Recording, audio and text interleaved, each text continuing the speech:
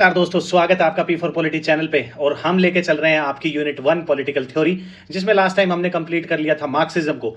आज हम फोकस करने वाले हैं सोशलिज्म पे। ठीक है, कैसे? क्योंकि ये जो आपका जिस हिसाब से आपका सिलेबस दिया गया है उस हिसाब से ना चल के हमने पहले कवर किए हैं वेस्टर्न पॉलिटिकल थॉट, क्योंकि उसी पे हम जितनी भी आपकी पॉलिटिकल थ्योरीज अभी ये ट्रेडिशन कर रहे हैं उसमें उनसे हमें हेल्प मिल रही है। ठीक है, पहले हमने सबसे पहले इसमें पॉलिटिकल थ्योरी जो यूनिट है इसमें सबसे पहले हमने लिबरलिज्म किया था, उसके बाद हमने मार्क्सिज्म किया है। अब हम सोशलिज्म करेंगे, क्योंकि मैंने लास्ट वीडियो में भी आपको बताया है कि ये कहीं ना कहीं एक दूसरे के साथ इंटरलिंक है। आज हम सोशलिज्म करेंगे तो उसमें देखेंगे कि सोशलिज्म भी जब हम पढ़ रहे हैं तो उसमें जो मार्क्स से पहले, क्या सोशलिज्म मार्क्स ने स्टार्ट किया था? नहीं, मार्क्स से पहले भी सोशलिज्म था। वो किस टाइप का सोशलिज्म था? मार्क्स के बाद, क्योंकि मार्क्सिज्म हमने देख लिया है, मार्क्स के बाद हम देखेंगे कि मार्क्स के बाद जो सोशलिज्म आता है वो किस टाइप का आता है, किस टाइप का सोशलिज्म आपका प्रमोट किया जाता है। क्या टोटली वो रेवोल्यूशन पे बेस्ड है या एवोल्यूशनरी सोशलिज्म निकल के आते हैं? जो एवोल्यूशनरी सोशलिज्म के जो पार्ट्स हैं वो अलग अलग आज हम इस वीडियो में डिस्कस करने वाले हैं। तो सोशलिज्म स्टार्ट करने से पहले मैं आपको बताना चाहूंगा कि यदि कंटेंट आपको अच्छा लग रहा है तो ये आप चैनल पे नए हैं तो आप सब्सक्राइब करना ना भूलें, अपने साथियों के साथ शेयर करना ना भूलें, और टेलीग्राम चैनल है वो ज्वाइन करना ना भूलें, क्योंकि वहां पे मैं क्विज फॉर्म में आपके एमसीक्यूज पोस्ट करता रहता हूं और बाकी जो अदर इंफॉर्मेशन है एग्जाम के रिगार्डिंग नोटिफिकेशन वो भी मैं वहां पे पोस्ट करता रहता हूं। तो डायरेक्टली आपको वहां से इंफॉर्मेशन मिल जाएगी और क्विज फॉर्म में आप अपनी जो क्वेश्चन है, जो ऑब्जेक्टिव टाइप में मैं पोस्ट करता हूं, वो आप जाके फ्री ऑफ कॉस्ट जाके अपनी एज ए टेस्ट सीरीज या अपनी प्रैक्टिस के हिसाब से आप वहां जाके उन सबको अटेम्प्ट कर सकते हैं। खैर, तो स्टार्ट करते हैं आज हम सोशलिज्म पे। तो सबसे पहले हम देखते हैं कि हमने किया था लिबरलिज्म। लिबरलिज्म हमने क्यों किया था? क्योंकि हमने देखा था कि जब हमने मार्क्स पढ़ा था तो मार्क्स क्या कहता है? मार्क्स कहता है कि जो हिस्ट्री जो जिस हिसाब से जो इवोल्व हुई है वो कहां से स्टार्ट होती है। वो आपका प्रिमिटिव सोसाइटी से सबसे पहले वो बताते हैं, फिर आपका बताते हैं स्लेव सोसाइटी, फिर आपका बताते हैं क्या फ्यूडल सोसाइटी, फिर आता है कैपिटलिज्म। तो जब भी हम सोशलिज्म की बात करेंगे तो वो बार बार किस पे चोट मारेगा? वो कैपिटलिज्म पे चोट मारेगा। ऐसा क्यों है? जब हमने लिबरलिज्म मैंने आपको करवा रहा था तो उसमें हम देखते हैं कि उसके 3 टाइप थे। तो जो क्लासिकल लिबरलिज्म था उसमें हम देखते हैं कि जो कैपिटलिज्म है वो साथ के साथ अपने पैर पसार रहा है, अपने जड़ें मजबूत कर रहा है। ठीक है, वो उसके बाद हम देखते हैं कि जो मॉडर्न आपका लिबरलिज्म है उसमें वेलफेयर का जो स्टेट का फिर से कॉन्सेप्ट आ जाता है। लेकिन नियो लिबरलिज्म जो आता है उसमें ग्लोबलाइजेशन के साथ फिर से क्लासिकल लिबरलिज्म को रिवाइव किया जाता है और कैपिटलिज्म फिर से अपनी क्या क्या पकड़ लेता है? टूल पकड़ लेता है। तो इसी दौरान जब कैपिटलिज्म अपनी पीक पे है, इंडस्ट्रियलाइजेशन पूरा चल रहा है, उसी टाइम पे नीड महसूस होती है आपकी सोशलिज्म की, कि सोशलिज्म की क्या जरूरत है सोशलिज्म लाने की। ये वर्ड है सोशलिज्म, तो इसी से आपको पता लग रहा होगा कि ये कहीं ना कहीं इंटरलिंक है सोसाइटी से। क्योंकि जब भी हम कैपिटलिज्म या क्लासिकल लिबरलिज्म जैसी आइडियोलॉजीज की बात करते हैं तो उसमें सबसे पहले चीजें आती है कि एक इंडिविजुअल को प्रायोरिटी दी जा रही है। किससे? सोसाइटी से पहले, कि इंडिविजुअल के राइट्स जो हैं वो ज्यादा जरूरी हैं सोसाइटी से पहले। लेकिन सोशलिज्म जब हम देखते हैं, एक तो दूसरा जो आपका याद होगा आपने मॉडर्न लिबरलिज्म किया था तो उसमें भी सोसाइटी के बारे में बात की जाती है, वेलफेयर जो कॉन्सेप्ट है स्टेट का वो लेके आया जाता है। लेकिन सोशलिज्म में क्या है कि सोसाइटी को एक इंडिविजुअल से पहले रखा जाता है। जो जो जैसा कि हमने प्लेटो जब पढ़ा था वेस्टर्न पॉलिटिकल थॉट में उसमें भी हमने देखा था। ठीक है, मार्क्स हमने पढ़ा था उसमें भी हमने देखा था। तो ये सब चीजें जो सोशलिज्म से निकल के आती हैं उसमें सबसे बड़ा फंडा यही है आपका कि सोसाइटी को पहले प्रायोरिटी दी जाती है कि इंडिविजुअल से, एक इंडिविजुअल के जो राइट्स हैं वो त्यागे भी जा सकते हैं सोसाइटी के बेनिफिट्स के लिए। ठीक है, तो इसमें सबसे बड़ी चीज यही है कि सोसाइटी को सबसे पहले तवज्जो दी जाएगी, इतना आपको ध्यान रखना है। हमने बात की कि सोशलिज्म की जरूरत क्या हुई, हमने ये भी देख लिया कि कैपिटलिज्म अपनी पीक पे चल रहा है, अपनी जड़ें मजबूत कर चुका है, इंडस्ट्रियलाइजेशन आ चुकी है। तो उसी टाइम पे जो जो सोसाइटी है वो आपकी क्या हो जाती है? इंडस्ट्रियलाइज सोसाइटी हो जाती है। अब जो इंडस्ट्रियलाइज सोसाइटी है, जो इंडस्ट्रियलाइजेशन है, वो किसके साथ पे, किस चीज पे बेस्ड है? वो कैपिटलिज्म प्रिंसिपल पे बेस्ड है। और कैपिटलिज्म प्रिंसिपल क्या करता है? सिर्फ एक ही गोल है उसका, क्या है?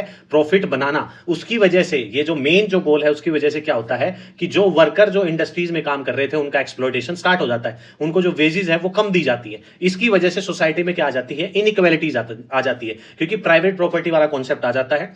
जब हमने देखा था जो क्लासिकल लिबरलिज्म मैंने पढ़ाया था आपका, कि उसमें जो उसके फादर माने जाते हैं जॉन लॉक माने जाते हैं, और वो क्या बताते हैं कि इंडिविजुअल के जो राइट्स है ना, लाइफ लिबर्टी प्रॉपर्टी के बारे में वो बात करते हैं। बेसिकली जो स्पेसिफिक प्रॉपर्टी पे बात करते हैं कि इंडिविजुअल कितना भी अपनी कमाई करके जो प्रॉपर्टी है उसको ले सकता है। स्टेट ऐसा नहीं है कि उस पर टैक्स लगा के प्रोग्रेसिव वगैरह इनकम टैक्स वगैरह लगा के वेलफेयर के नाम पे उस पर पैसे ले ले और बाकी सोसाइटी पे मतलब क्या करते हैं? डिस्ट्रीब्यूट कर दे, जो कि आज के टाइम पे हम वेलफेयर स्टेट देखते हैं।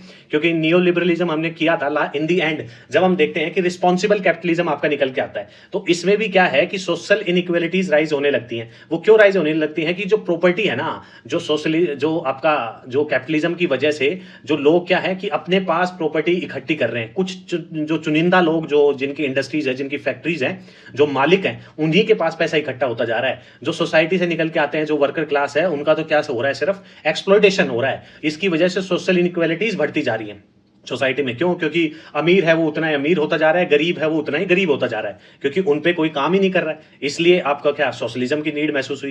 प्राइवेट ओनरशिप इतनी बढ़ गई कि लोगों के पास क्या है कि कुछ परसेंट लोगों के पास 90 to 95% जो पैसे थे वो एक जगह इकट्ठे हो गए, और आपकी जो 99% जो पॉपुलेशन है वो आपकी गरीब रहेगी, जो कि काम भी कर रही है। ठीक है, तो ये सब चीजें आप इंटरलिंक कर पा रहे होंगे लिबरलिज्म को और सोशलिज्म की जो नीड है कि सोशलिज्म की जरूरत क्यों आन पड़ी। ठीक है, अब हम देखेंगे कि सोशलिज्म के टाइप। सबसे पहले हम देखते हैं कि मार्क्स को हम सबसे बीच में रखते हैं कि मार्क्स के बाद जो आपका सोशलिज्म आता है वो कैसा है, और मार्क्स से पहले आपका जो सोशलिज्म है वो कैसा था। ठीक है, सबसे पहले हम देखते हैं कि मार्क्स क्या कहते हैं कि जो अर्ली जो सोशलिस्ट थे ना, मार्क्स उनको कहते हैं कि वो यूटोपियन थे।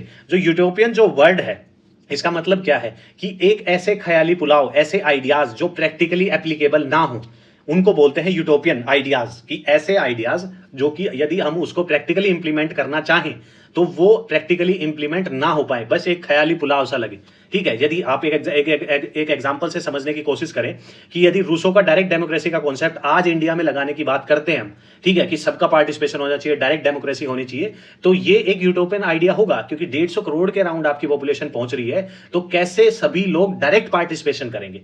तो ऐसे आइडिया जो प्रैक्टिकली, हाँ ठीक है, बोलने में अच्छा लगता है कि सभी की पार्टिसिपेशन होनी बहुत जरूरी है, तो क्या वो प्रैक्टिकली एप्लीकेबल है? नहीं है, तो वो एक यूटोपियन आइडिया हो गया। तो मार्क्स जो अर्ली, जो उससे पहले मार्क्स से, क्योंकि पहले भी ऐसा नहीं था कि मार्क्स ने सोशलिज्म स्टार्ट किया था, मार्क्स से पहले भी सोशलिज्म था, तो लेकिन मार्क्स जो पहले जो सोशलिस्ट थिंकर थे उनको क्या बोलते थे? यूटोपियन बोलते थे, सिर्फ इसलिए क्योंकि उनके जो आइडियाज थे ना कि कैपिटलिज्म को कैसे टैकल करना है, कि कैपिटलिज्म ने जिस हिसाब से अपनी अपनी जो जड़ें हैं वो जो मजबूत की हैं सोसाइटी में, और किस हिसाब से वो एक्सप्लॉयटेशन कर रहा है, ठीक है, उससे डील करने के लिए जो आपके जो पहले जो सोशलिस्ट थे मार्क्स से पहले, उनके पास मार्क्स का मानना था कि इतनी अच्छी थिंकिंग नहीं थी, इतनी अच्छी जो रोड मैप था कि किस हिसाब से हमें रेवोल्यूशन लेके आना है, कैसे उनको उखाड़ फेंकना है, तो ये सब चीजें उनके पास नहीं थी। ठीक है, तो इसलिए मार्क्स उनको क्या बोलते हैं? यूटोपियन बोलते हैं। मार्क्स के बाद जो आपका जो आता है सोशलिज्म निकल के आता है, उसमें एक तो हम देख लेते हैं कि रेवोल्यूशनरी सोशलिज्म आता है, कि जिसमें जो वर्कर क्लास है वो कैपिटलिज्म, जो कैपिटलिस्ट क्लास है उसको उखाड़ फेंकेगी और अपनी क्या क्या जमा लेगी, अपने जो सोशलिज्म आ जाएगा रेवोल्यूशन से, और रेवोल्यूशन से कम्युनिज्म एक पीसफुल प्रोसेस होगा। ठीक है, उसके बाद इसी में एक और निकल के आता है एवोल्यूशनरी सोशलिज्म।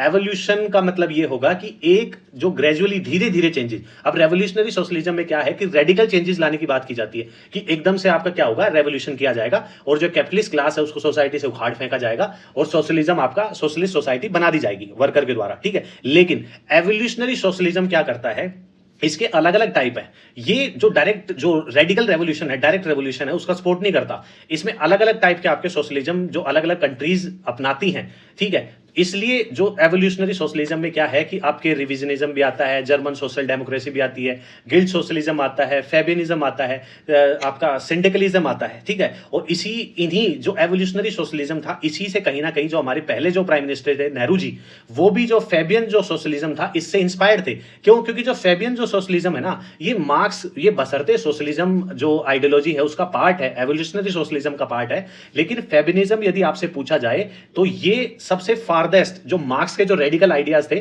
उससे सबसे दूर है और लिबरलिज्म के सबसे करीब है ये, बशर्ते ये एक एवोल्यूशनरी सोशलिज्म का पार्ट होगा, लेकिन जो मार्क्स के, जैसा मैंने बताया कि मार्क्स के जो रेडिकल आइडियाज थे उससे काफी दूर है। ये थोड़ा सा अलाइन करता है आपका लिबरलिज्म के साथ, और लेकिन जो सिंडिकेट है, सिंडिकलिज्म है, ये आपका क्लोजेस्ट है मार्क्स के आइडियोलॉजी से। अभी हम देखेंगे कि आपका इन सब के बारे में हम डिस्कस करेंगे एवोल्यूशनरी सोशलिज्म में अलग अलग पार्ट।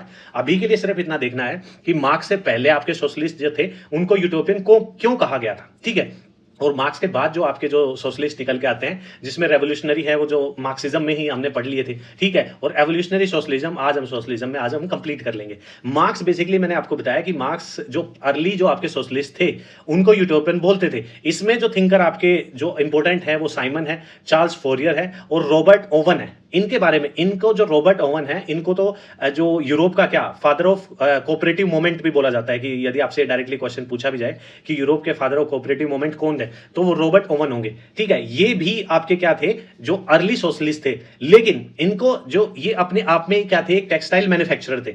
अब यदि मार्क्स इनको देखते कि ये एक सोशलिस्ट है और साथ के साथ ये क्या है, टेक्सटाइल का मैन्युफैक्चरर भी है, तो ऐसा कैसे हो सकता है। इसलिए मार्क्स इनसे थोड़ा क्या करते थे, चिढ़ते थे कि ये इनके जो आइडियाज है ना वो बहुत ही अजीब है, इनकी इनकी बस की बात ही नहीं है कैपिटलिज्म को सोसाइटी से उखाड़ फेंकने का।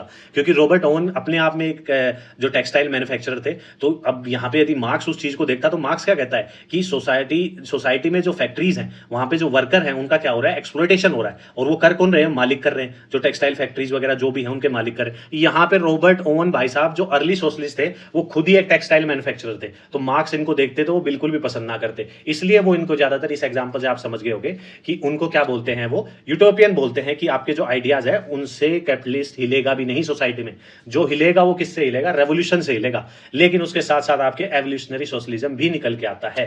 तो इससे आप समझ गए होंगे कि ये पार्ट हम डिस्कस करने वाले हैं, बेसिकली एवोल्यूशनरी सोशलिज्म।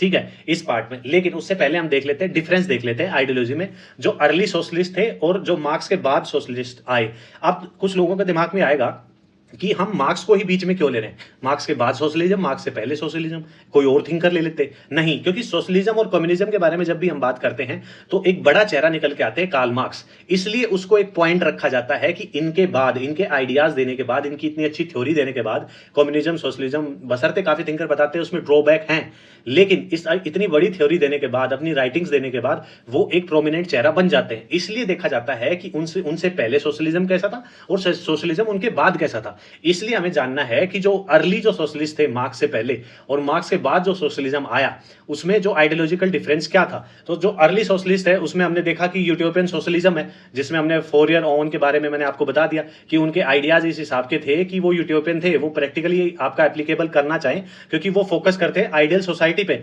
मार्क्स इसके बिल्कुल ही मतलब दूसरी, वो प्रैक्टिकल रियलिस्टिक जो आपकी अप्रोच है वो लेके चलता है। ये मोरल और एथिकल जो वैल्यूज है उस पर फोकस करता है, मार्क्स ऐसी चीजों पे फोकस ही नहीं करता। क्यों? क्योंकि ये एम्फेसाइज करते हैं moral argument against capitalism, inequality without systematic analysis of class struggle. ठीक है, अब यदि कैपिटलिज्म इतना ही अच्छा होता तो मार्क्स के हिसाब से मोरल और एथिकल वैल्यूज जो आप लगा रहे हो, इतना अच्छा कैपिटलिज्म है नहीं। इसके बाद जो कम्युनिटी एंड कोऑपरेटिव मॉडल वो लेके चलते हैं, जिसमें कम्युनल ओनरशिप और कोऑपरेटिव सोसाइटीज की बात करते हैं। अब ये तो बिल्कुल ही अजीब बात होगी, क्योंकि जब भी मार्क्स के बारे में हम बात करते हैं तो मार्क्स क्या करता है कि वो बताता है कि जो वर्कर हैं वो रेवोल्यूशन लेके आएंगे। यहाँ पे अपने आप में रॉबर्ट ओवन क्या है, यूरोप के क्या है, cooperative, father of cooperative movement. लेकिन ऐसा तो यदि कोऑपरेटिव सोसाइटीज बना रहे हो आप, यदि मैंने लास्ट वीडियो जो मार्क्सिज्म करवाई थी उसमें मैंने आपको बताया था कि लेनिन बशर्ते मार्क्सिज्म को for the first time Russia में इंप्लीमेंट करते हैं, लेकिन जो डिफरेंसेस हैं मार्क्सिज्म मार्क्स में और लेनिन में, वो सबसे बड़ा यही था कि लेनिन आपका क्या है, कम्युनिस्ट पार्टी का कॉन्सेप्ट लेके आते हैं। ठीक है, और यहीं पे आपके ओवन क्या लेके आते हैं, कोऑपरेटिव सोसाइटी का। तो ये बड़ा आपके मार्क्सिज्म में डिफरेंस है। ठीक है, दूसरा है लैक ऑफ पॉलिटिकल स्ट्रेटेजी, कि उनके पास एक प्रॉपर फ्रेमवर्क नहीं था कि सोशलिस्ट के जो गोल है उन्हें क्या अचीव करने हैं, कैपिटलिज्म किस हिसाब से इवोल्व कर रहा है, उसके अगेंस्ट हमें किस हिसाब से काम करना है। इस पे आपका काम करते हैं जो सोशलिज्म आफ्टर मार्क्स, क्योंकि मार्क्स सबसे पहले क्या बताता है, हिस्टोरिकल मटेरियलिज्म के बारे में बात करता है, जिसमें सबसे पहले वो क्या करता है, क्लास स्ट्रगल और इकोनॉमिक कंडीशंस के बारे में बात करता है। ठीक है, दूसरा है क्लास स्ट्रगल सेंट्रलिटी के बारे में बात करता है कि जो कॉन्फ्लिक्ट होगा ना वो कहां से स्टार्ट होगा, जो वर्किंग क्लास है और जो आपके कैपिटलिस्ट क्लास है उनके बीच में। ठीक है, दूसरा वो रेवोल्यूशनरी टैक्टिक्स के बारे में बात करता है कि एक तो वो बात करता है कि रेवोल्यूशन की नीड की बात करता है, रेडिकल रेवोल्यूशन की बात करता है, डायरेक्ट रेवोल्यूशन की बात करता है, और जिसमें बताता है कि वर्किंग क्लास का बड़ा रोल होगा कैपिटलिज्म क्लास को उखाड़ फेंकने में। ठीक है, उसके बाद मार्क्स बताता है डायलेक्टिकल मेथड के बारे में बात करता है, जिसमें वो एम्फेसाइज और एनालाइज करता है डेवलपमेंट ऑफ सोसाइटी, एम्फेसाइज करता है कॉन्ट्राडिक्शन विद इन कैपिटलिज्म। इन सब चीजों के बारे में एक फ्रेमवर्क है उसके पास कि किस हिसाब से कैपिटलिज्म के अगेंस्ट सोसाइटी में आपका क्या लाया जाएगा, रेवोल्यूशन लेके आया जाएगा। ठीक है, अब हम देखते हैं आपका सोशलिज्म अपना निकल के आ गया। हमने देख लिया कि किस हिसाब से जो अर्ली जो सोशलिस्ट थे उनकी क्या थिंकिंग थी, कैसे वो सोसाइटी को एक आइडियल सोसाइटी लेके चलते थे, सोसाइटी में कोऑपरेशन बना रहे, कैपिटलिज्म को ब्लेंड करके उसके साथ चला जाए। ठीक है, उसके अगेंस्ट जो एथिकली वैल्यू, यदि कैपिटलिज्म को क्रिटिसाइज भी करना है तो एथिकली और मोरली वैल्यूज आपको लगानी पड़ेंगे, लेकिन मार्क्स उनके बिल्कुल ही अगेंस्ट है। अब हम देख लेते हैं आपका सोशलिज्म और लिबरलिज्म के बीच में डिफरेंस, कि सबसे बड़ा डिफरेंस क्या आ जाता है। तो जब भी हम लिबरलिज्म में देखते हैं तो इंडिविजुअल राइट्स की बात करते हैं। जैसा मैंने आपको बताया कि जब भी हम जो क्लासिकल लिबरलिज्म देखते हैं तो उसमें क्या है कि इंडिविजुअल को प्रायोरिटी दी जाती है, किससे, आपकी सोसाइटी से। लेकिन सोशलिज्म में ऐसा नहीं है, वहां पे सोसाइटी को प्रायोरिटी दी जाती है इंडिविजुअल से। तो इसीलिए जो आपका लिबरलिज्म है इसमें इंडिविजुअल राइट्स को प्रमोट किया जाता है, ठीक है, including personal and economic liberties, ठीक है, मार्केट इकोनॉमी, जैसा कि हमने जो लिबरलिज्म करते टाइम इकोनॉमिक लिबरलिज्म जो कि क्लासिकल लिबरलिज्म का ही पार्ट है आपका, जिसमें एडम स्मिथ की वेल्थ ऑफ नेशन और इनविजिबल हैंड्स के कॉन्सेप्ट मैंने आपको बताए थे कि मार्केट में आपका जो स्टेट का इंटरवेंशन है ना वो कम से कम होना चाहिए। जो इनविजिबल हैंड्स वो दो हैं आपके, डिमांड एंड सप्लाई, वो ही अपने आपके जो मार्केट है उसको चलाते रहेंगे। ये करता है फोकस ऑन अपॉर्चुनिटीज, ठीक है, ये इक्वल अपॉर्चुनिटीज प्रोवाइड करने की बात करता है। जो इक्वालिटी ऑफ आउटकम्स की बात नहीं करता, वो आउटकम्स की बात आपका क्या करता है, सोशलिज्म बात करता है। ये बात करता है आपका इक्वल अपॉर्चुनिटीज प्रोवाइड करने की बात करता है रेदर देन इक्वल आउटकम्स, क्योंकि जो सोशलिज्म है वो नीड्स पे फोकस करता है, आपका लिबरलिज्म है वो मेरिट पे फोकस करता है, मेरिट बेस्ड पे सक्सेस करता है कि सर्वाइवल ऑफ द फिटेस्ट, कि जो जितना सर्वाइव करेगा, जो जितना अच्छे से अपना मार्केट में अपना काम करेगा, वो आपका मेरिट बेस पे अपना आगे बढ़ता चला जाएगा, उतनी ही प्रॉपर्टी वो एक्वायर करता चला जाएगा। लेकिन यहाँ पे इक्वालिटी ऑफ आउटकम्स की बात आती है कि रिसोर्सेज का डिस्ट्रीब्यूशन सोसाइटी में इक्वली होना चाहिए, तो वो बात करेगा आपका सोशलिज्म।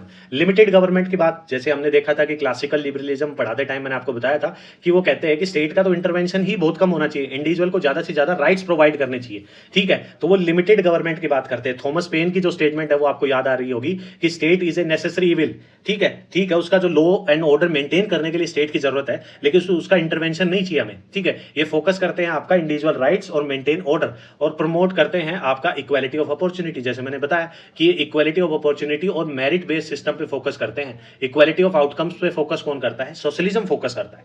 अब हम सोशलिज्म की थोड़ी थिंकिंग देख लेते हैं, जिसमें इकोनॉमिक ओनरशिप की बात की जाती है, ठीक है, जिसमें कलेक्टिव और स्टेट ओनरशिप के बारे में बात की जाती है कि स्टेट के पास और जो सोसाइटी है उसके पास ओनरशिप की बात की जाती है प्रॉपर्टी की।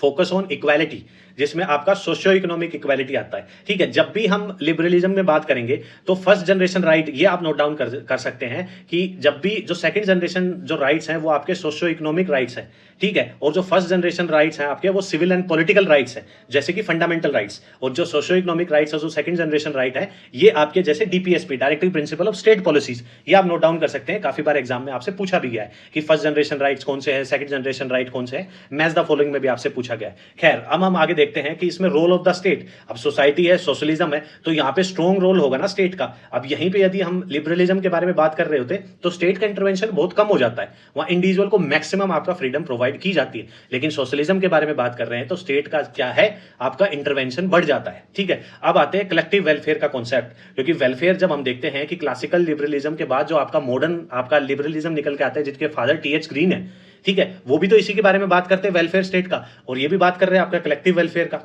जिसमें आपका social justice over individual rights को प्रोवाइड किया जाता है। और वैसे क्रिटिसाइज करते हैं आपका कैपिटलिज्म को क्रिटिसाइज करते हैं, जैसा कि हमने देख लिया। अब हम स्टार्ट करते हैं कि जैसा मैंने इनिशियल जो स्टेज पे मैंने आपको बताया था कि ये जो एवोल्यूशनरी सोशलिज्म है ना, जो मार्क्स के बाद जो सोशलिज्म दो टाइप का निकल के आता है, आपका रेवोल्यूशनरी सोशलिज्म और एवोल्यूशनरी सोशलिज्म। अब हम जो एवोल्यूशनरी सोशलिज्म का जो पहला पार्ट है रिविजनिज्म, इस पे फोकस करने चलेंगे अभी, कि जो रिविजनिज्म है ये किसके द्वारा प्रमोट किया गया, इसके जो इंपॉर्टेंट थिंकर हैं, जिसमें एडवर्ड बर्नस्टीन और आपका कार्ल कटस्की आता है, ठीक है। इसके जो मेन थीम्स हैं, जिसमें सबसे पहले क्या आ जाता है कि ये रिजेक्ट करते हैं आपका रिजेक्ट ऑफ क्लास स्ट्रगल, क्योंकि ये सबसे पहले डाउन प्ले करते हैं एम्फेसाइज ऑन क्लास स्ट्रगल, जैसे कि हमने बताया था कि क्योंकि ये पार्ट किसके हैं, सबसे पहले देखो ये पार्ट है एवोल्यूशनरी सोशलिज्म के, रेवोल्यूशनरी सोशलिज्म के पार्ट नहीं है ये रिविजनिज्म, ठीक है। ये थोड़ा सा डिफरेंट है सोशलिज्म उससे, रेवोल्यूशनरी सोशलिज्म से, क्योंकि रेवोल्यूशनरी सोशलिज्म जो वर्ड है उसी से हमें पता लग रहा है कि वो डायरेक्टली रेवोल्यूशन की बात करता है, सोसाइटी में जो कैपिटलिज्म है उसको उखाड़ फेंकने की बात करता है। लेकिन यहाँ पे जो आपका रिविजनिज्म है ये किस पे फोकस कर रहा है, एक तो ये क्लास स्ट्रगल को डाउन प्ले कर रहा है और एडवोकेट करता है कोऑपरेशन बिटवीन क्लासेस। यहां पे हमें जो रिविजनिज्म है इसमें झलक किसकी मिल रही है, रॉबर्ट ओवन की झलक मिल रही है, जो सोशलिज्म किसके मार्क्स से पहले था, जो कि आपकी सोसाइटी में कोऑपरेशन एस्टैब्लिश करने की बात करता है, ठीक है। तो इसलिए ये भी आपका क्या करते हैं, जो क्लास स्ट्रगल है उसको क्या कर देते हैं, रिजेक्ट करते हैं। कोऑपरेशन बिटवीन क्लासेस, कि ऐसा नहीं है कि जो दो क्लासेस है, वर्कर हो गया या कैपिटलिस्ट क्लास होगी, तो ये आपस में भिड़ रहे हैं, सोसाइटी में केओस मचा हुआ है, तो उन सबसे बचने के लिए कोऑपरेशन का जो कॉन्सेप्ट देके आते हैं। ये फोकस करते हैं डेमोक्रेटिक रिफॉर्म्स पे, रेवोल्यूशन पे आप पे बात नहीं करते करते, ये प्रमोट करते हैं democratic means to achieve socialism, कि सोशलिज्म तो हम लेके ही आएंगे, लेकिन वो लेके आएंगे रेवोल्यूशन, डायरेक्ट रेवोल्यूशन पे नहीं कि रातों रात आपका रेवोल्यूशन कर दिया, कि डेमोक्रेटिक मीन्स से आपका क्या करेंगे, डेमोक्रेटिक वैल्यूज लेके चलेंगे, उससे हम क्या करेंगे, आपका सोशलिज्म लेके आएंगे। इसीलिए एम्फेसाइज करते हैं ग्रेजुअल रिफॉर्म्स, ना कि रेवोल्यूशनरी चेंज, कि धीरे धीरे हमें क्या करना है, आपके रिफॉर्म्स लेके आने हैं, ना कि ऐसा नहीं है कि रातों रात आपका रेवोल्यूशन कर दिया और चेंजेस ले आए सोसाइटी में। ये इकोनॉमिक आपका जो प्लूरलिज्म है उस पर फोकस करता है, जैसे मिक्स्ड इकोनॉमी की बात करता है। अब मिक्स्ड इकोनॉमी की क्या, किस किस का जो कि मिक्स है, तो किसी चीज का तो मिक्स होगा ना, तो कैपिटलिज्म और सोशलिज्म का क्या होगा, मिक्सअप होगा। यहां पे हम देखने को मिल रहे हैं जहां पे जो कैपिटलिज्म को भी ये साथ लेके चलने की बात कर रहे हैं, जो मार्क्स है, जो रेवोल्यूशनरी कैपिटलिज्म है, जो इसी का मार्क्स के बाद जो सोशलिज्म निकल के आता है, तो वो तो आपका रेवोल्यूशनरी सोशलिज्म वो तो बिल्कुल ही कैपिटलिज्म के अगेंस्ट है। लेकिन रिविजनिज्म क्या करता है कि एक मिक्स्ड मॉडल लेके चलता है, जिसमें कैपिटलिज्म और सोशलिज्म को वो क्या करता है, साथ लेके चलता है। ये सोशल जस्टिस और वेलफेयर के बारे में बात करते हैं, क्योंकि ये एम्फेसाइज करते हैं social justice, equality, welfare state as means to achieve socialist goal without complete abolition of capitalism. क्योंकि रिविजनिज्म में आपको ध्यान रखना है कि ये पार्ट है आपका एवोल्यूशनरी सोशलिज्म, तो एवोल्यूशन धीरे धीरे होगा, कैपिटलिज्म को आप दरकिनार नहीं कर सकते। ये आपके रिविजनिस्ट जो थिंकर हैं वो बताते हैं, बेसिकली आपको कैपिटलिज्म है उसको भी साथ लेके चलना पड़ेगा। ह्यूमनिस्टिक अप्रोच लेके चलते हैं, ठीक है, मोर ह्यूमनिस्टिक अप्रोच लेके चलते हैं, जिसमें फोकस करते हैं जिसपे individual rights, freedom with in the societal framework. अब ये जो आइडियाज है, इससे तो आपको लग रहा होगा कि ये तो जो इंडिविजुअल फ्रीडम के बारे में बात करता है, ठीक है, विद इन सोसाइटल फ्रेमवर्क, तो ये तो लिबरलिज्म में होता है, ठीक है, लेकिन ये कुछ आइडियाज उससे भी लेके चलते हैं, क्योंकि ये मिक्स मॉडल लेके चलते हैं अपना। दूसरा हम देखते हैं आपका जर्मन सोशल डेमोक्रेसी, जो कि आपका लेसेल देते हैं, ठीक है। इसके जो मेन थीम है ये भी आपका सोशल जस्टिस है, जो कि सोसाइटी में रिड्यूस करता है इनइक्वालिटी, प्रमोट करता है fair distribution of resources, equality of outcomes के बारे में बात करता है। वेलफेयर स्टेट आपका ये बताता है कि जिसमें सोशल सिक्योरिटी सिस्टम आ गया, इंक्लूडिंग हेल्थ केयर हो गया, एजुकेशन हो गया, अनएम्प्लॉयमेंट बेनिफिट प्रोवाइड, जैसे इसमें तो वेलफेयर का कॉन्सेप्ट ज्यादा आ गया। लेबर राइट्स प्रोवाइड करता है, आपका जॉब सिक्योरिटी हो गया, राइट टू यूनियनाइजेशन की, भाई जहां पे आपका साथ के साथ आपको प्रोटेक्शन भी दी जाएगी, और साथ के साथ अपनी यूनियन भी, जहां पे आप काम करते हैं वहां पे अपनी यूनियन भी बना सकते हैं। डेमोक्रेटिक गवर्नेंस आपका वो प्रमोट करता है, जिसमें डेमोक्रेटिक पार्टिसिपेशन हो गया, और ट्रांसपेरेंसी इन पॉलिटिकल प्रोसेस, कि जो पॉलिटिकल प्रोसेस जो आपकी, भले ही आपकी डायरेक्ट डेमोक्रेसी हो या इनडायरेक्ट डेमोक्रेसी हो, वो बिल्कुल ही आपकी क्या होगी, ट्रांसपेरेंसी होगी वहां पे। सस्टेनेबिलिटी के बारे में बात करते हैं कि जहां पे इन्वायरमेंट प्रोटेक्शन हो गया, सस्टेनेबल डेवलपमेंट हो गया, इन सब के बारे में आपका जर्मन सोशल डेमोक्रेसी, जो कि एवोल्यूशनरी सोशलिज्म का एक पार्ट है, उसमें इन सब के बारे में बात की जाती है। अब हम देखते हैं इंपॉर्टेंट, जिसमें आपका आता है गिल्ड सोशलिज्म। गिल्ड का मतलब भी यही है कि यूनियन, एक ऑर्गेनाइजेशन, एक ग्रुप। तो इसके जो मेन जो थिंकर हैं वो GDH कोल है। इसमें याद रखने के लिए आप ऐसे रख सकते हैं, जो गिल्ड सोशलिज्म का G से स्टार्ट होता है, इसका जो थिंकर है ये भी आपका G से स्टार्ट होता है, तो ऐसे याद रख सकते हैं आप, ठीक है। तो इसमें जो मेन जो थीम है गिल्ड सोशलिज्म का, इसमें सबसे इंपॉर्टेंट है कि वर्कर कंट्रोल करेंगे, ठीक है। इसमें एम्फेसाइज किया जाता है empowering worker to manage their own industries through democratic governance within workplace, ठीक है। अब यहाँ पे गिल्ड सोशलिज्म में क्या है कि ये डिफरेंट टाइप के जो यूनियन है उनको प्रमोट करता है। ऐसा नहीं है कि जो फैक्ट्रीज में जो वर्कर जो काम कर रहे हैं सिर्फ उन्हीं के बारे में बात करता है। ये आपके डॉक्टर की यूनियन होगी, मैनेजर की यूनियन होगी, आपका इंजीनियर की यूनियन होगी, अलग अलग जो यूनियन है ना, जहां जहां जो जो अपना काम कर रहे हैं उन सभी यूनियन के बारे में बात करता है आपका गिल्ड सोशलिज्म। ये डिसेंट्रलाइजेशन के बारे में बात करता है, ठीक है। डिसेंट्रलाइजेशन का मतलब ये है कि जो पावर है वो एक जगह कंसंट्रेट ना हो, वो हर जगह बटी हुई हो, ठीक है। इसमें ये बताते हैं कि लोकल जो गिल्ड और कोऑपरेटिव जो operate independently, reducing central government control, कि अपनी अपनी यूनियन बनाए। ऐसा नहीं है कि जो सेंट्रल जो गवर्नमेंट है उसी का सारा उसके पास ही पावर हो। ऐसा है कि यदि आपको इन्फ्लुएंस करना है तो एज ये union as a pressure group का भी काम कर पाए, ठीक है। कलेक्टिव ओनरशिप की बात करता है, ठीक है, जिसमें ये बताता है कि collective ownership of production means as opposed to private capitalism और स्टेट ओनरशिप। ये डेमोक्रेटिक रिप्रेजेंटेशन की बात करता है, ठीक है, जिसमें within guild to ensure all member have, जिसमें सभी मेंबर जो अलग अलग जो यूनियन बनी है उसमें सभी को क्या हो कि डिसीजन लेने की पावर हो।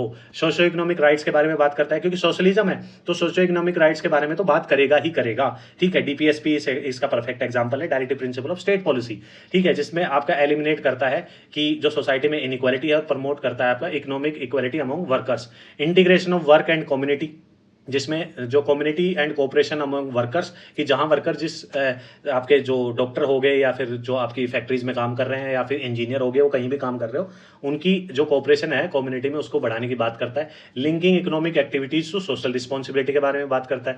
रोल ऑफ क्राफ्टमैनशिप के बारे में बात करता है, जिसमें प्रमोट करता है idea that work should be meaningful and fulfilling. ठीक है। अपोजिशन ऑफ टू ब्यूरोक्रेसी के बारे में बात करता है ये, क्योंकि ये क्रिटिसाइज करता है कैपिटलिस्ट को और ब्यूरोक्रेटिक स्टेट सिस्टम को, क्योंकि यदि सारी पावर जो कैपिटलिस्ट जो सिस्टम है उसके पास चली जाएगी और ब्यूरोक्रेसी के पास चली जाएगी तो ये कहीं ना कहीं गलत होगा। और वो एडवोकेट करता है more direct and participatory reforms to the governance, कि बेसिकली जो गवर्नमेंट किसी भी टाइप की पॉलिसीज लेके आती है उसमें जो यूनियन है, मान लो डॉक्टर के लिए लेके आ रही है तो डॉक्टर की जो यूनियन है वो काम करेगी एज ए इन्फ्लुएंस, या फिर वो जो स्टेट है, जो गवर्नमेंट है, जो पॉलिसी बना रही है उसको क्या करेगी, गाइडेंस प्रोवाइड करेगी। ठीक है। Focus on education and training के बारे में बात की जाती है इसमें। अब हम देखते हैं आपका सिंडिकलिज्म। ये क्या है? सिंडिकेट वर्ड से निकल के आता है, जो कि आपका फ्रांस में बेसिकली यूनियन के बारे में रिप्रेजेंट करता है। जैसे मैंने बताया कि सिंडिकेट के बारे में जब भी हम बात करेंगे तो ये क्लोजेस्ट है, जो मार्क्स के जो आइडियाज थे ना, रेवोल्यूशनरी आइडियाज, उसके काफी क्लोज है। हम देखते हैं कि गिल्ड सोशलिज्म में भी वही है कि ग्रुप फॉर्म हो रहे, यूनियन बनाई जा रही है। सिंडिकेट जो है इसमें भी इसका मतलब भी यही है कि ग्रुप फॉर्म किए जा रहे हैं। लेकिन इनमें जो बड़ा डिफरेंस है वो यही है कि गिल्ड सोशलिज्म जो आपके सभी यूनियन के बारे में बात करता है, कि भले वो चाहे डॉक्टर की यूनियन हो, इंजीनियर की यूनियन हो, अलग अलग सोसाइटी में जितनी भी जो लोग काम कर रहे हैं अलग अलग, उन सभी यूनियन के बारे में बात करता है। लेकिन जो सिंडिकेट है ना, ये आपके बेसिकली मैंने बताया कि मार्क्स के बहुत करीब है, मार्क्स की आइडियोलॉजी, तो ये वर्कर यूनियन के बारे में ज्यादा बात करता है। ये फ्रेंच वैरायटी है सोशलिज्म की, जो कि इन्फ्लुएंस्ड है आपके मार्क्स से, और जो फ्रेंच फिलोसफर है आपके सोरेल, उससे इन्फ्लुएंस्ड है। ये बेसिकली इसका जो मेन थीम है वो है वर्कर कंट्रोल, की एम्फेसाइज करता है direct control means of production by worker through union and cooperatives, कि बेसिकली यहां पे जो फैक्ट्रीज में जो काम कर रहे हैं उन्हीं वर्कर पे फोकस करता है कि वो क्या करे, डायरेक्ट कंट्रोल कर ले। वहीं पे हम गिल्ड सोशलिज्म देखते हैं तो वो डेमोक्रेटिक वैल्यूज को प्रमोट करता है, डायरेक्ट पार्टिसिपेशन की बात करता है, गाइडेंस प्रोवाइड करने की बात करता है, एज ए प्रेशर ग्रुप बन के इन्फ्लुएंस करने की बात करता है जो गवर्नमेंट के डिसीजन है। लेकिन गिल्ड सोशलिज्म जो सिंडिकेट है ये तो डायरेक्ट ही आपका क्या बात करता है, क्योंकि एक तो ये मार्क्स से इन्फ्लुएंस्ड है, तो ये डायरेक्ट रेवोल्यूशन की बात करता है, वर्कर यूनियन के बारे में बात करता है, डायरेक्ट एक्शन के बारे में बात करता है, जैसे आपका स्ट्राइक हो गया, प्रोटेस्ट हो गया, to achieve social change rather than आपके political parties as a means to achieving social change. आपका ऐसा नहीं है कि भाई किसी पॉलिटिकल पार्टी के साथ रिलाई कर जाए, इसमें बस ये है कि आप ये सोशल चेंज चाहते हैं और डायरेक्ट एक्शन से चाहते हैं। एंटी कैपिटलिज्म तो है ही, कि आपका basically aim to replace its system based on work, self management and mutual aid. Decentralisation भी ये चाहते हैं, कि वो तो गिल्ड सोशलिज्म भी आपका डिसेंट्रलाइजेशन चाहता था, लेकिन ये क्या करते हैं, decision making and local unions have autonomy और गवर्नेंस देमसेल्फ। यहाँ पे ये क्या करते हैं कि उनके पास जो यूनियन है उनके पास ही सारी पावर हो। लेकिन गिल्ड सोशलिज्म आपका डिसेंट्रलाइजेशन में क्या करता है कि थोड़ी जो पावर्स हैं वो यूनियन के पास भी हो, यूनियन भी अपना डिसीजन मेकिंग प्रोसेस जो गवर्नमेंट पॉलिसीज बनाता है उसमें वो दे पाए। अब जो मेन है आपका फेमिनिज्म है। फेमिनिज्म में क्या है कि फेमिनिज्म जो सोशलिज्म है ये सबसे फारदेस्ट है, कि मार्क्स की जो आइडियोलॉजी है ना, रेवोल्यूशनरी आइडियोलॉजी, उसमें सिंडिकेट तो बहुत ही सबसे पास है। इतने हमने एवोल्यूशनरी सोशलिज्म के पार्ट्स देखे हैं, इसमें जो सबसे पास है वो तो सिंडिकेट है, रेवोल्यूशनरी मार्क्सिज्म जो मार्क्स के आइडियाज है उसके। ठीक है। लेकिन फेबिनिज्म जो है ये मार्क्स के जो आइडियोलॉजी है उससे सबसे ज्यादा दूर है। बेसिकली ये सबसे करीब है आपका जो लिबरल आइडियाज हैं उनके सबसे ज्यादा करीब है। ठीक है। इसलिए हम देखते हैं कि इसके अलग अलग पार्ट है। इसी से जो हमारे देश के पहले प्रधानमंत्री थे नेहरू जी, वो भी इन्फ्लुएंस थे और वो उसी टाइप का आपका जो सोशलिज्म है वो इंडिया में भी लेके आते हैं। ठीक है। ये जो वर्ड है फेबिनिज्म, ये आता है आपके जो रोमन जनरल थे फेबियस, ठीक है, उनकी जो नाम है उससे फेबिनिज्म आता है। और इनकी एक स्ट्रेटेजी थी, उनकी स्ट्रेटेजी थी कि strike when iron is hot, हमें तब स्ट्राइक करनी चाहिए जब लोहा गर्म हो। इसका मतलब यही था कि आपको अपॉर्चुनिटी को ग्रैब करना चाहिए, कि जब जो सही टाइम हो ना तब आपको सही एक्शन लेना चाहिए। इसका मतलब ये है। ये एक ब्रिटिश वैरायटी ऑफ सोशलिज्म है जिसको बोला जाता है पीसफुल सोशलिज्म। इसीलिए मैंने आपको बताया कि ये मार्क्स की जो आइडियोलॉजी है उसके बहुत ही दूर है, सबसे ज्यादा दूर है एवोल्यूशनरी सोशलिज्म में। एवोल्यूशनरी सोशलिज्म जो मार्क्स के सबसे ज्यादा करीब है, मार्क्स से सबसे ज्यादा इन्फ्लुएंस्ड है, वो आपका सिंडिकेट है जो कि आपका फ्रेंच वैरायटी ऑफ सोशलिज्म है। लेकिन ये जो ब्रिटिश वैरायटी ऑफ सोशलिज्म है फेबिनिज्म, ये आपका पीसफुल सोशलिज्म है और ये लिबरल जो आइडियाज है उसके काफी करीब है। ठीक है। Fabianism is a type of socialism which is farthest from the Marxism, जैसा मैंने बताया, और नियरेस्ट किसके है, लिबरल आइडियाज के क्या है, आपके सबसे करीब है। while the other form of socialism is based the role of workers। वो जो अदर हमने जो देखे थे, जो भी सोशलिज्म के टाइप देखे थे, उसमें वो एम्फेसाइज करते हैं कहीं ना कहीं आपका इन्वॉल्व करते हैं वर्कर्स को। लेकिन फेमिनिज्म में क्या है कि ये मिडिल क्लास को क्या करता है कि की रोल प्ले करता है, कि ये मिडिल क्लास को लेके आता है फेमिनिज्म। ठीक है, वहां पे हर चीज के बारे में, वर्कर के बारे में बात किया जाता है कि वर्कर रेवोल्यूशन लेके आएंगे, वर्कर नहीं तो किसान रेवोल्यूशन लेके आएंगे, वर्कर किसान मिलकर रेवोल्यूशन लेके आएंगे, जो मार्क्सिज्म में, माओइज्म में, लेनिन, ये सब चीजें हमने देखी थी। लेकिन feminism for the first time peaceful reforms के लिए मिडिल क्लास को लेके आता है कि मिडिल क्लास ही आपका क्या करेगी, आपका रोल प्ले करेगी सोसाइटी में स्टैब्लिश, पीसफुल स्टैब्लिशमेंट करने के लिए। यहां पे आपको थोड़ा सा ध्यान देना पड़ेगा। जब मैंने आपको वेस्टर्न पॉलिटिकल थॉट पढ़ाया था, उसमें एरिस्टोटल आपको याद आ रहा होगा। एरिस्टोटल कहता है कि मिडिल क्लास एक अच्छा रोल प्ले करती है सोसाइटी पे। क्यों करती है? क्योंकि जो रिच क्लास है वो पुअर क्लास पे बिलीव नहीं करती, और पुअर क्लास है वो रिच क्लास पे बिलीव नहीं करती। तो इसलिए जो मिडिल क्लास है ना, वो सोसाइटी में अच्छा रोल प्ले करती है। यहीं पे आपका फेमिनिज्म भी यही बात करता है कि मिडिल क्लास एक की रोल प्ले करेगी सोसाइटी में। According to feminism, socialism will come only when there is a consent among people. कि सोसाइटी में जो लोग रहते हैं, वो जो सोशलिज्म है वो तभी आएगा जब उनके बीच में एक कंसेंट डेवलप होगा। ठीक है, यदि कंसेंट नहीं होगा तो वहां पे आपको क्या दिक्कत आने लगेगी कि सोसाइटी में फिर से क्या होगा कि रेवोल्यूशन वगैरह ये सब चीजें उठापटक स्टार्ट हो जाएंगी। तो आपको कम्युनिज्म, यदि सोशलिज्म आपको लेके आना है, फेबियन सोशलिज्म आपको लेके आना है, तो सोसाइटी में एक तो मिडिल क्लास आपका इंपॉर्टेंट रोल प्ले करेगी, और लोगों के बीच में कंसेंट होनी चाहिए कि वो सोशलिज्म को क्या करते हैं, एक्सेप्ट भी करते हैं या नहीं। ये कंसेंट ज्यादा जरूरी है। इसलिए वो प्रमोट करते हैं diffusion of ideas rather than आपका इंपोजिशन ऑफ आइडियाज। की सोसाइटी में जो लोग रहते हैं उन पे इंपोज नहीं करेंगे आइडियाज को। सोशलिज्म के ऐसे नहीं कि आइडियाज उन पे थोप दिए। ठीक है, डिफ्यूजन ऑफ आइडियाज करेंगे। कि डिफ्यूजन का मतलब क्या है कि जैसे आप एक एग्जांपल से, साइंस के एग्जांपल से समझ सकते हैं कि जैसे कोई रूम है, खाली रूम है, जिसमें आप डिओड्रेंट यदि आप छिड़क देते हैं तो वो उसकी जो महक है वो पूरे रूम में फैल जाती है। इसका मतलब यही है कि डिफ्यूज होगी वो चीजें ऑल ओवर दी रूम में। आपका क्या हो गया, आपका जो सुगंध है वो फैल गई। इसी हिसाब से आपका फेमिनिज्म भी क्या है, फैल जाए, उसको फैलाने की जरूरत ना पड़े, उसको ऐसे नहीं कि जो सोसाइटी में जो लोग हैं उन पे उसको थोपा जाए। अब हम देख लेते हैं कि सोशलिज्म के जो एवोल्यूशनरी सोशलिज्म के पार्ट अपने हो गए थे। जो मेन जो स्टेटमेंट है जो एग्जाम में आपसे पूछी जाती है, इसमें सबसे इंपॉर्टेंट है कि socialism is like a hat. जो सोशलिज्म है वो एक टोपी की तरह है, उसे सभी लोग पहन पहन के देख रहे हैं, इसलिए सोशलिज्म अपनी सेप खो चुका है। ये आपका सीईएम जॉर्ज ने कहा था। ये काफी बार एग्जाम में आपसे पूछा भी गया है, क्योंकि उन्होंने वो सही कहा है कि सब अपना अपने टाइप का सोशलिज्म लेके चल रहे हैं। कोई रिवीजन सोशलिज्म लेके चल रहा है, कोई एवोल्यूशनरी सोशलिज्म लेके गया, कोई आपका जो रेवोल्यूशनरी सोशलिज्म लेके गया, कोई फैबियन सोशलिज्म आ गया, फिर नेहरू सोशलिज्म आ जाता है। अपने अपनी वैरायटी लेके चल रहे हैं। तो इसलिए बता रहे हैं कि वो एक टोपी की तरह है, और टोपी सभी पहन पहन के देख रहे हैं, तो वो अपनी सेप, जो टोपी है ना, वो अपनी सेप खो चुकी है। ये स्टेटमेंट जो सोशलिज्म के अगेंस्ट आपका सीएम जॉर्ज ने दी थी। अब जो हर्बर्ट मार्कस है, ये भी हमने मार्क्सिज्म करते टाइम हमने पढ़ा था। तो इनका जो मेन जो इंपॉर्टेंट वर्क था, वन डायमेंशनल मैन, बल्कि वो ये नहीं कहना चाहते थे अपने वर्क में कि आदमी वन डायमेंशनल है, वो ये कहते थे कि आदमी का जो नेचर है ना, तो वो तो मल्टी डायमेंशनल है। लेकिन सोसाइटी आपकी सिंगल डायमेंशनल है, जो कि सिर्फ ही कैपिटलिज्म के आइडियाज को फॉलो कर रही है, भेड़ बकरियों की तरह। तो आदमी भी क्या हो गया है इस कैपिटलिज्म की वजह से, जो अपनी जो बहुत ही चीपेस्ट जो डिजायर है, बहुत ही सस्ती डिजायर है, उसको फुलफिल करके मजे ले रहा है, वो भी एक वन डायमेंशनल हो गया है। ठीक है, वो अपनी रैशनैलिटी खो चुका है। तो मार्कस जो सोशलिज्म के बारे में कहते हैं कि socialism should address not just economic inequalities but also human needs, liberation from oppressive social structures.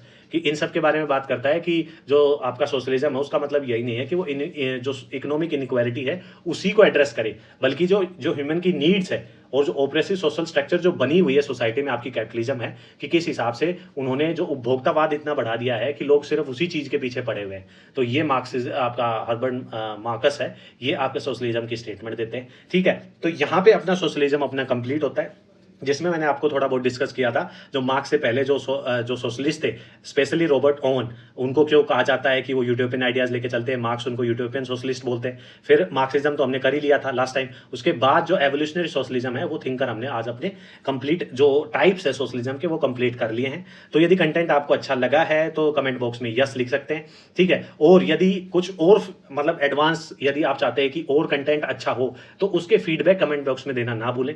ठीक है, अपना ये सोशलिज्म कंप्लीट हो गया है, इसी सीरीज को हम आगे लेके चलेंगे, जल्दी से आपका सिलेबस कंप्लीट करवाएंगे। अपने एग्जाम की अच्छे से तैयारी करते रहें। All the very best, thank you.